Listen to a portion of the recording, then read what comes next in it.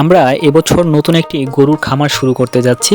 গরুর খামারটি শুরু করার পূর্বে আমরা আমাদের যাবতীয় যে গোয়ালঘর এবং পানির ব্যবস্থা এই সব কিছু ব্যবস্থা করে নিয়েছি। ইতিমধ্যে আমাদের খামারে মোট গরুর সংখ্যা ছিল 3টি।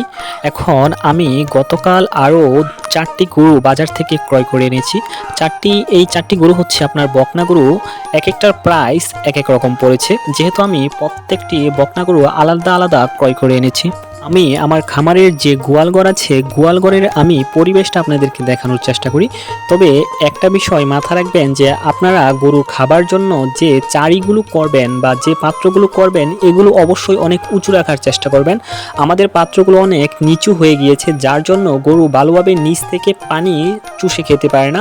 এটা আমাদের সবচেয়ে বড় সমস্যা হয়ে গিয়েছে। এখন এটা আমাদের আবার ভরাট করে পুনরায় উঁচু করে আবার আমাদের চারিগুলো উঁচু করতে হবে। আমার খামারের সমস্ত গরুগুলো আমার বাবাই দেখাশোনা করেন। এই গরুগুলোর খাবার থেকে শুরু করে দৌত করা এবং বিভিন্ন মেডিসিন খাওয়ানো সব কিছু উনি দেখাশোনা করেন।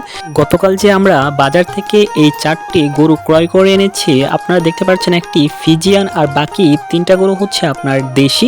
যেহেতু আমরা নতুন খামার শুরু করেছি, কি ধরনের গরু কিনলে লাভবান বেশি হব আর কি ধরনের গরু আমাদের কেনা প্রয়োজন, এই ব্যাপারে আমাদের তেমন আগে থেকে আইডিয়া নেই।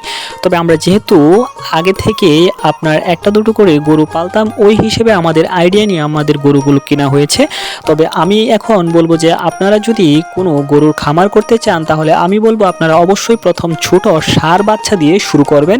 আমাদের সবসময় লক্ষ্য থাকবে যে আপনার গরুগুলো যেন রোগবালায় আক্রান্ত না হয়। এই জন্য আপনার যেহেতু আমরা গোয়ালঘর আপনার সম্পূর্ণভাবে পাকা করে নিয়েছি, এজন্য আমাদের দৈনিক আমরা গোয়ালঘর পানি দিয়ে দৌত করে দেই, যাতে গরুগুলো কোনোভাবে আপনার রোগাক্রান্ত না হয়ে যায়।